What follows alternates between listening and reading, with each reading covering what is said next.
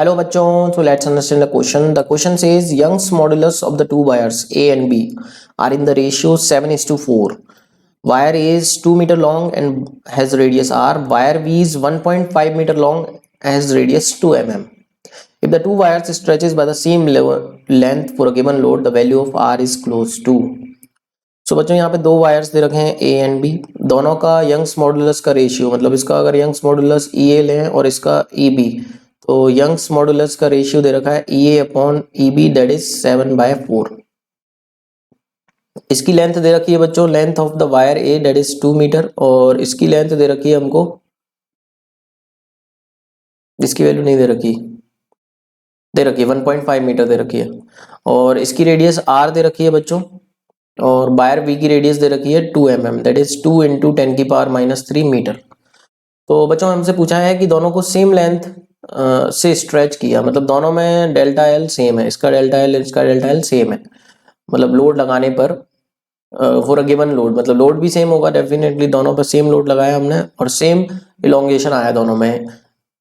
तो यहाँ पर बोला है आर की वैल्यू, मतलब इसकी रेडियस बताना है ए वायर की। तो बच्चों सबसे पहले तो हम समझते हैं डेल्टा एल का फॉर्मूला क्या होता है। तो डेल्टा एल का फॉर्मूला होता है हमारे पास force applied into length of the wire upon cross sectional area into upon Young's modulus, इस तरीके से फॉर्मूला होता है। तो यहाँ पे क्या क्या सेम है बच्चों, दोनों का डेल्टा एल सेम है, ठीक है, दोनों पे फोर्स सेम है, दोनों पे सेम फोर्स अप्लाई करा हमने, और हाँ तो हम देख सकते हैं बच्चों लेंथ अलग अलग है, बट तो हम बोल सकते हैं अगर ये दोनों चीजें सेम होंगी तो एल किसके प्रोपोर्शनल हो जाएगा, डायरेक्टली प्रोपोर्शनल हो जाएगा ए ई के, मतलब लेंथ प्रोपोर्शनल हो जाएगी ए ई के।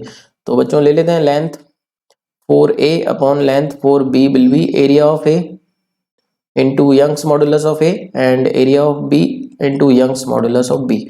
और बच्चों लेंथ का रेशियो हम देख सकते हैं यहाँ से 2/1.5 है ना, 2/1.5।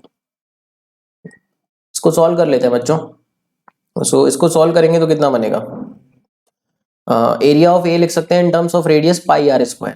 तो ये हो जाएगा बच्चों पाई, इसकी रेडियस हमने r मानी, और बी का एरिया कितना हो जाएगा बच्चों, यहाँ से हम देख सकते हैं इसकी रेडियस 2 × 10⁻³ है, तो पाई रेडियस का स्क्वायर करेंगे तो 2 × 10⁻³ का स्क्वायर बच्चों। सो एरिया का रेशियो आ गया बच्चों, और यंग्स मॉडुलस का रेशियो 7/4 है, तो मल्टीप्लाई कर देते हैं 7/4 से।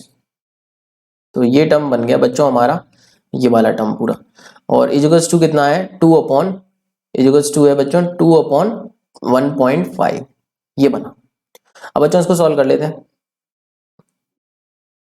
आर के लिए सॉल्व कर लेते हैं। तो पाई से पाई कट गया बच्चों, तो r² इंटू 7 लिखते हैं इसको, और ये बच्चों कितना हो जाएगा 2 × 10⁻³ का स्क्वायर, 4 × 10⁻6 इंटू 4 इक्वल्स टू 2/1.5। 1.5 को 15 लिख लेते हैं और ऊपर 10 चला गया, ये बन गया बच्चों। अब बच्चों r² कितना आएगा, यहाँ से देखिए r² कितना आ जाएगा, पूरा उधर ले जाते हैं इसको, 2 × 10, और इसको लिख सकते हैं 16 × 10⁻6, तो 16 × 10⁻6, ये वाला टर्म उधर ले गए पूरा, और ये हो जाएगा 15 × 7, ठीक है बच्चों। सो बच्चों ये कितना हो जाएगा, ये 10 और 10⁻6, तो 10⁻5 बचेगा बच्चों, और 16 × 2 को लिख सकते हैं 32। तो फाइनली नेक्स्ट स्लाइड पर सॉल्व करते हैं इसको, तो 32 × 10⁻5 बना ऊपर, है ना बच्चों, 32 × 10⁻5, और नीचे कितना बना 15 × 7, 15 × 7, ये आ गया बच्चों आर की वैल्यू। अब एमएम में आंसर या मीटर में, एमएम में है तो इसको मल्टीप्लाई, हमारा आंसर मीटर में आएगा बच्चों, तो एमएम में कन्वर्ट करने के लिए मैं 10⁻³ को मल्टीप्लाई कर देता हूँ इसको, ये r² की वैल्यू आई है बच्चों, है ना, मतलब r की वैल्यू ये आती है हमारी, और एमएम में कन्वर्ट करने के लिए 10⁻³ से मल्टीप्लाई कर देते हैं। तो ये कितना आता है बच्चों 10⁻5 है ये। तो इसमें काम करते हैं हम, 10 का मल्टीप्लाई 10 का डिवाइड करके इसको रूट से बाहर ले लेते हैं, तो 10⁻4 बाहर आ जाएगा, रूट के 10⁻2 बचेगा, और अंदर 10⁻1 बचा, 32 × 10⁻1 अपॉन 15 × 7, ठीक है बच्चों। और बाद में हम इसको मल्टीप्लाई करेंगे 10⁻3 से, ताकि आंसर एमएम में आ जाए। तो 10⁻3 × 10⁻2 हो जाएगा 10, और ये टर्म कितना बनेगा बच्चों 32 डिवाइडेड बाय 150 इंटू 7, 150 क्यों, क्योंकि 10 नीचे ले लिया मैंने। सो बच्चों इसको हम सॉल्व करते हैं तो 10 इंटू, इसको हम 32 अपॉन 150 इंटू 7 कितना होगा, 7 5 जा 35, कैरी 3, 7 1 जा 1 एंड 10 एंड ये 0। सो ये वैल्यू आ गई बच्चों हमारी 10 इंटू रूट 32 अपॉन 1050। सो इसको हम सॉल्व करेंगे बच्चों। 32 को पहले तो हमको डिवाइड करना पड़ेगा किससे, 1050 से।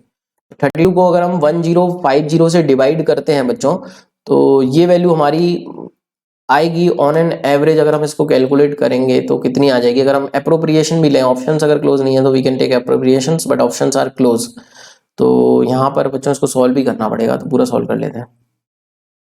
2 से कैंसिल करते हैं तो 2 16, 2 5 जा 10, 2 2 जा 4, 1 2 5 जा 10, तो 16 अपॉन 525 बना बच्चों। सो इसको 10 लिख सकते हैं और 16 का रूट 4 हो गया बच्चों, एंड रूट 525 ये बना बच्चों हमारे पास। अब बच्चों रूट 525 हम चेक कर लेते हैं कितना आता है root 525। So we can easily check it. Root 525 तो कितना हो जाएगा, ये रूट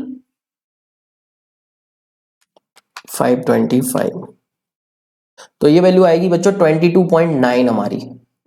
22.9 को हम अप्रॉक्स 23 ले सकते हैं, तो 40 अपॉन 23 आ रहा है बच्चों ये 40 अपॉन 23, यानी कि ये 1 पॉइंट कितना आ जाएगा, 40 डिवाइडेड बाय 23, तो ये आ जाएगा 1.73 बच्चों। तो इसको अप्रॉक्स 1.7 ले सकते हैं mm में, 1.7 mm में।